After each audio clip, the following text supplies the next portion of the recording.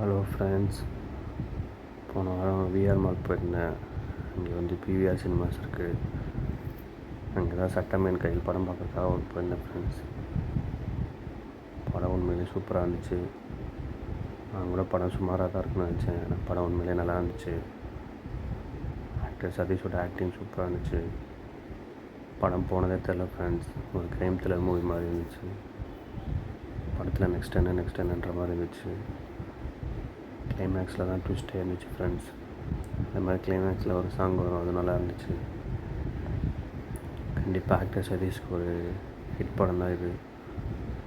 கண்டிப்பாக எல்லாம் தியேட்டரில் போய் பாருங்கள் ஃப்ரெண்ட்ஸ். ஒரு படத்தை பார்த்து சப்போர்ட் பண்ணுங்கள்.